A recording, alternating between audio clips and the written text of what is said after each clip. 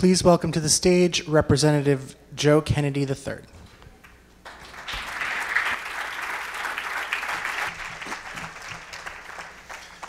Good afternoon, everybody. Thank you. Thank you for having me. Thank you for the opportunity to be here with all of you. And to Neera, thank you for the invitation. Thank you for your fearless leadership at CAP. I have had the extraordinary honor over the course of the past year plus to stumble into Neera at many a late night rally at the Capitol. And even if I'm not exactly sure what fundamental freedom we are forced to defend on any single one of those necessarily, Neera, the fact that you are there and that you are fighting means that we are all in the right place. So thank you for all that you do and all that you have done at CAP. To everybody gathered here for this conference, thank you for being here early. Thank you for staying late. Thank you for pushing your country, your party, and your government to think bigger, to be bolder, and to fight harder. For your work now is more important than ever. If you happen to follow me at all on social media, you probably know that I have a 2-year-old and a 5-month-old little boy who loves to sleep until about 2 in the morning. Which means I've had this extraordinary privilege of having lots and lots of extra hours for big ideas in the middle of the night, inspired primarily by BuzzFeed quizzes and dog memes. It's gonna be a great speech. Buckle up, folks. It's either that or tweeting back at the president at 3 a.m., so we'll see. About 10 years ago, I was a new prosecutor back in Massachusetts. And I remember very clearly, late one Friday morning, getting called back into the courtroom for an arraignment for larceny. And as I was walking in, this couple grabbed me and said that they wanted to talk to my son, who had just gotten arrested. And I said, I'm the prosecutor, and the defense attorneys are down the hallway. They said, no, we want to talk to you. We want you to hold our son without bail. It's not always the normal conversation you have with parents who come to court. I was stunned. They told me that their son had recently returned from fighting overseas and that he had gotten addicted to OxyContin. He had stolen and sold almost every piece of jewelry that their family owned. And the parents weren't sure what else to do. They'd called around and gotten him a bed at a treatment facility on Monday, but they needed to make sure that he would actually get there. And the only thing that they could think of was to have him arrested. His case gets called. This young vet stands up in handcuffs, and he did the most amazing thing. He apologized to his parents, to the court. And he said that he knew that he needed help, that he wanted to get help, and that if he were released, he wasn't sure what he would do that day.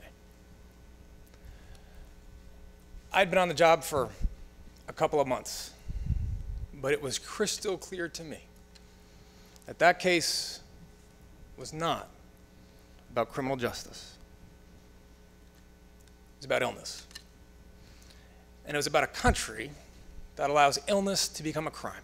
It was about a mental health system so badly broken that parents getting their own son arrested could be construed as an act of love, because it was the only imaginable way to mend the wounds that he suffered, protecting our freedom.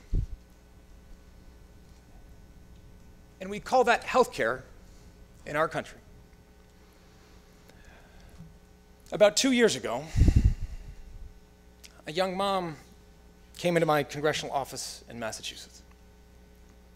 Her daughter had been diagnosed with an acute mental illness at just 4.5 years old. A decade later, the stories this mom tells you will tear your heart to pieces. The story of her daughter's first inpatient stay, 1 week before she was supposed to start first grade. Story a few years later. She's 9. She'd been at an ER in Boston for 5 days. 9-year-old girl, 5 days. They find out there's 1 bed available and 3 children in need. The hospital is calling around to the insurance companies to figure out which one has the highest reimbursement rate before deciding who gets the bed. Stories of countless other ER visits to facilities wholly unequipped to handle mental illness, let alone pediatric crises. Struggling to fit her daughter into adult-sized restraints, confusion about the dosage, or proper dosage, for psychiatric drugs. Stories about fights with insurance companies, fights with courts, fights with doctors, state regulators, all to try to get this little girl the care that she needs. The story of her being boarded at Children's Hospital for 21 days, 3 weeks, as they called everywhere from Maine to Virginia to try to find 1 bed. The story of that little girl today, teenager, having spent roughly half of the last decade in residential treatment. And still, her mother is hopeful. Her daughter has done well with her schoolwork, and she loves animals, and could one day be a veterinary assistant if she can get into a residential program and find her way to a high school diploma. After sitting across the table from Mom, 45 minutes hearing all of this, she says the most amazing thing. She looked me straight in the eye and she said, "We have been lucky. Compared to people I know, we have been lucky." Folks, if that is luck in American healthcare system, we should be ashamed. We should be ashamed that the 3 largest institutions providing psychiatric care in this country are the jails in New York City, Chicago, and Los Angeles. We should be ashamed that African American children visit mental health professionals at roughly half the rate as often as their white counterparts, despite being no less in need. We should be ashamed that we know families living below the poverty line are more likely to experience serious psychological distress, yet we continue to this day to try to take away their health care. We should be ashamed that 60% of the millions of Americans living with mental health conditions get no access to care at all.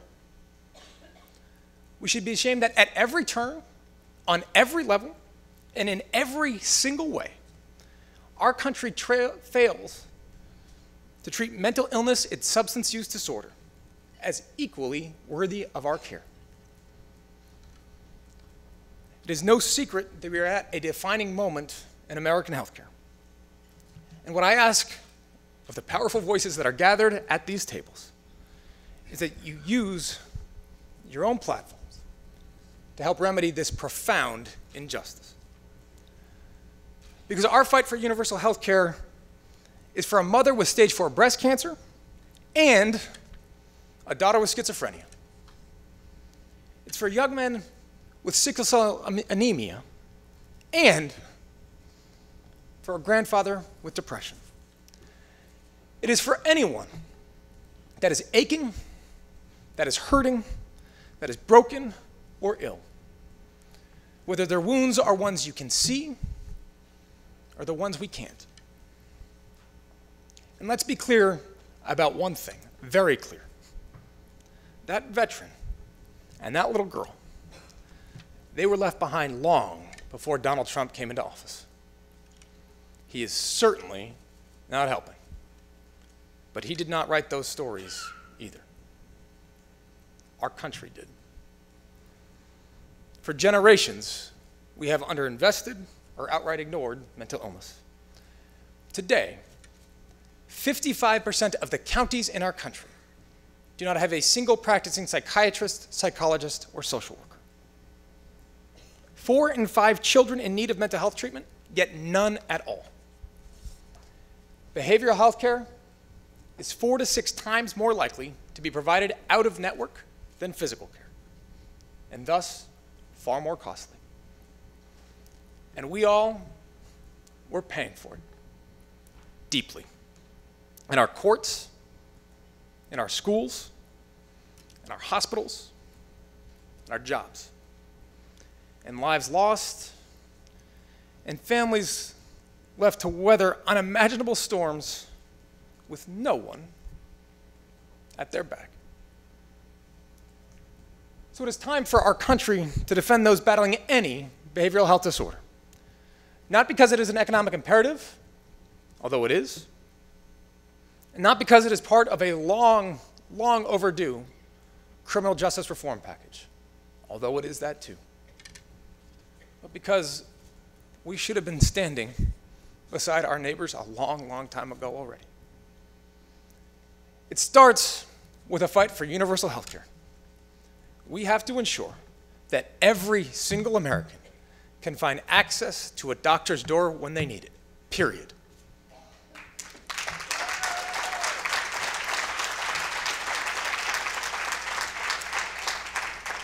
But look, it goes far, far beyond that. It requires a major upfront investment across our entire continuum of mental health care. So we build a network of doctors, of hospitals, providers, advocates, and community health centers strong enough to capture any person, any family that falls through the cracks. It means fairly compensating mental health professionals, increasing reimbursement rates, particularly in Medicaid, and incentivizing providers to meet skyrocketing demand. It means parity laws that actually have teeth behind them, with accountability and transparency, so that no insurer can justify covering diabetes, but not depression. And folks, it means talking about it. It means saying out loud that this is an epidemic that no American family is immune, including my own. Only then can we start to dismantle together stubborn stigma of mental illness that has left far too many afraid, ashamed, and alone. The problem with stigma is that it digs deep roots. Unchallenged, undeterred, quietly makes itself at home until it becomes the only reality we know.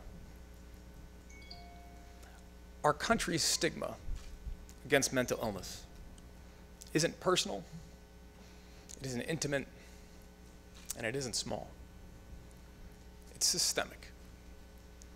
And it is reflected in every single moment a struggling family spends trying to get their loved one care. That struggle is being made harder by the day because the Trump administration has made his vision exceedingly clear. Healthcare is a privilege to be earned. It's a luxury to be bought and a commodity to afford. We know better. Healthcare here, healthcare in our nation, healthcare is a right. Our health care system is a reflection of who we are. We are judged not by how we treat each other in times of ease, but how we care for a neighbor in their time of deepest need. When we are broken, when we are sick, when we are helpless and desperate and more vulnerable than we can ever imagine. Because every one of us will be forced to imagine that day some point. And that's when it matters. So when Republicans throw words out there like dignity, responsibility, and self-sufficiency to justify Medicaid cuts, lifetime limits, and work requirements, and their endless iterations of repeal and replace, we fight back. We yell hypocrisy when they offer a $1.5 trillion tax cut and then turn around and say that we have to cut health care for poor kids to afford it.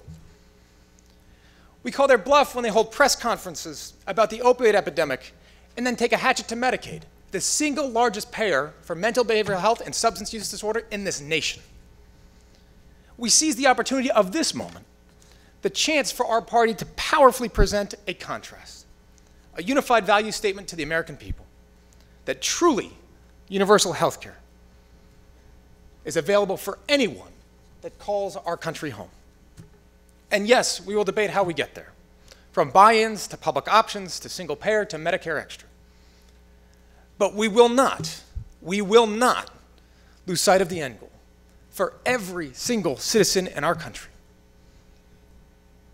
The goal that we owe every hardworking American who asks for nothing more than a chance to take care of themselves and the people they love. And as we have that debate, we will pay attention to the margins, to the details, to the people and the places that our healthcare system has consistently fallen short. The quiet corners that are far too often casualties to a healthcare conversation that is driven by politics and partisanship. The mother fighting bipolar disorder and trying to care for her 3 kids. The student on the threshold of graduation, paralyzed by anxiety. Survivor of gun violence with PTSD. Transgender soldier battling depression. The wounds that we will not always see. The illness we do not always recognize. The pain that cuts and debilitates and devastates all the same. A year ago, congressional Republicans got the moment that they had sought for their congressional careers. A chance to finally repeal and replace. And then they ran into the American people who said no to a healthcare system of winners and losers. No to a government that scapegoats the sick and the suffering, and no to a country that abandons us in our time of need. Our people asked for a nation that recognizes our dignity, our humanity, and the mortality that we all share. They demanded a government that treats every child as if he or she were our own. And they inspired the work that lies ahead, our own fight for the universal care that our country deserves. May we wage that battle fiercely and shoulder that burden proudly. And as we do, may we carry with us the people who need our voices most. Thank you for having me this afternoon.